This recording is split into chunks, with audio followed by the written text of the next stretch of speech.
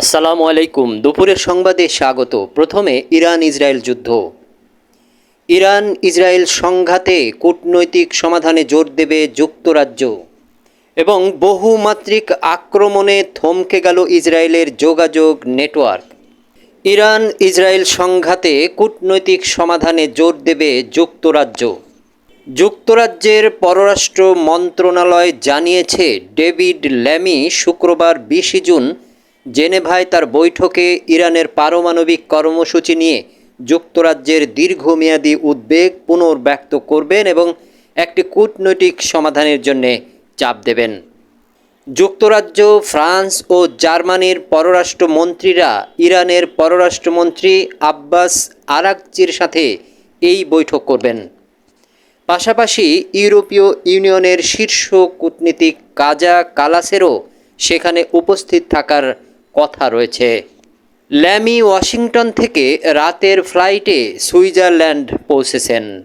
সেখানে তিনি মার্কিন পররাষ্ট্রমন্ত্রী মার্কো রুবিও এবং হোয়াইট হাউসের বিশেষ দূত স্টিভ উইটকফের সাথে সাক্ষাৎ করেছেন। এক বিবৃতিতে ল্যামি বলেন, মধ্যপ্রাচ্যে পরিস্থিতি এখনও খুবই বিপজ্জনক। আমরা দৃঢ় প্রতিজ্ঞ যে ইরান কখনই পারমাণবিক অস্ত্র অর্জন করতে পারবে না।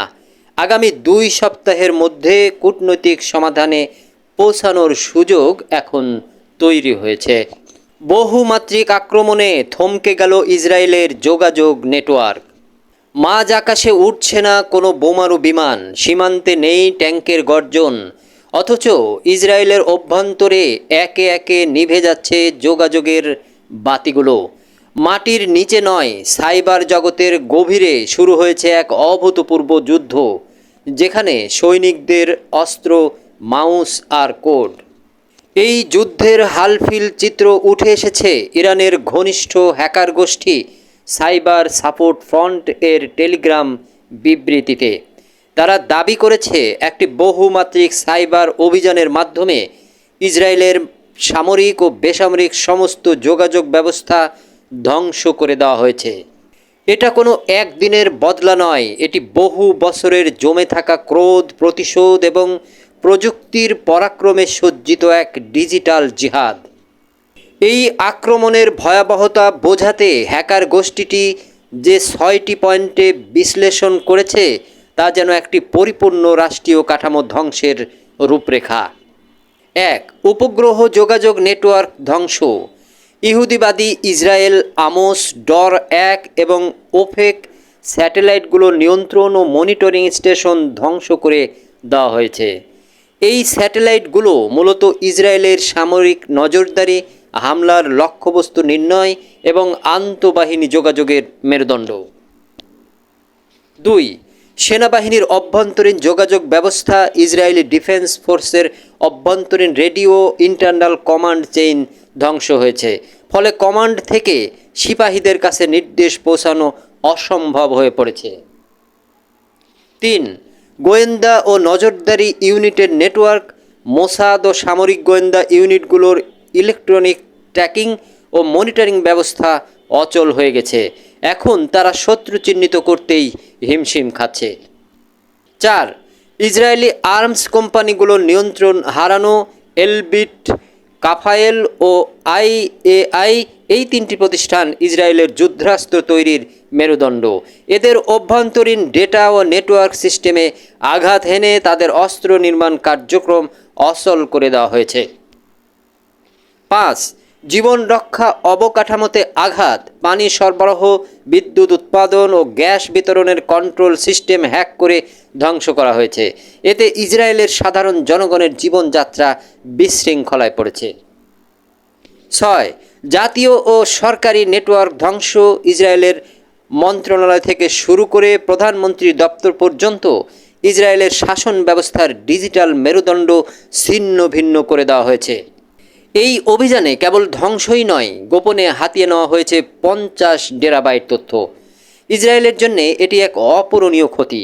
এসব নথিতে রয়েছে পরমাণু অস্ত্রের প্রকল্প নথি, ড্রোন ও ক্ষেপণাস্ত্র প্রযুক্তির ডিজাইন, সাইবার সুরক্ষা ব্যবস্থার গোপন কোড এবং কূটনৈতিক বার্তা ও আলোচনার রেকর্ড। এসব তথ্য এখনও ইরানের ঘনিষ্ঠ হ্যাকার গোষ্ঠীর হাতে। শুধু সময়ের অপেক্ষা এই তথ্য কখন, কোথায়, কিভাবে ব্যবহৃত হবে। ফিলিস্তিনের খবর। গাজায় ইসরায়েলি বাহিনীর হামলায় একদিনে নিহত ৬৯। ফিলিস্তিনের অবরুদ্ধ গাজা উপত্যকায় ইসরায়েলি বাহিনীর হামলায় গত একদিনে ৬৯ জন ফিলিস্তিনি নিহত হয়েছেন। এতে ২০২৩ সালের অক্টোবর থেকে ইসরায়েলের অব্যাহত আক্রমণে নিহতের সংখ্যা প্রায় ৫৫,৭০৬ জনে পৌঁছেছে। বৃহস্পতিবার ১৯ জুন তুর্কি বার্তা সংস্থা আনাদোলু এজেন্সি এক প্রতিবেদনে এ তথ্য জানিয়েছে। গাজার স্বাস্থ্য মন্ত্রণালয় এক বিবৃতিতে জানিয়েছে, গত ২৪ ঘন্টায় আরও ২২১ জন ফিলিস্তিনি আহত হয়েছেন। ফলে ইসরায়েলি আক্রমণে আহতের সংখ্যা ১,৩০,১০১ জনে দাঁড়িয়েছে। বিবৃতিতে আরও বলা হয়েছে, অনেক ভুক্তভোগী এখনও ধ্বংসস্তূপের নিচে এবং রাস্তায় আটকা পড়ে আছেন। উদ্ধারকারীরা তাদের কাছে পৌঁছাতে পারছেন না। চলতি বছরের ১৯ জানুয়ারি যুক্তরাষ্ট্র ও মধ্যস্থতাকারী দেশগুলোর চাপে বাধ্য হয়ে ইসরায়েল অবরুদ্ধ গাজায় যুদ্ধবিরতি ঘোষণা করে। কিন্তু যুদ্ধবিরতির ২ মাসের মধ্যেই ইসরায়েল আবারও ব্যাপক হারে সামরিক অভিযান চালানো শুরু করে। গত ১৮ মার্চ ভোরে শুরু হওয়া অভিযানে এখনও পর্যন্ত কমপক্ষে ৫,৪০১ জন ফিলিস্তিন নিহত এবং ১৮,০৬০ জন আহত হয়েছেন। এর আগে ইসরায়েল গত ২রা মার্চ থেকে গাজায় সব ধরনের মানবিক সহায়তার প্রবেশ বন্ধ করে দিয়েছে।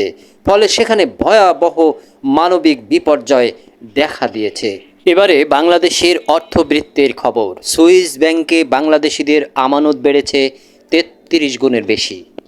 ২০২৪ সালে সুইস ব্যাংকে বাংলাদেশিদের আমানত বেড়েছে ৩৩ গুণের বেশি। এতে ব্যাংকটিতে আমানত বেড়ে দাঁড়িয়েছে ৮,৫০০ কোটি টাকা।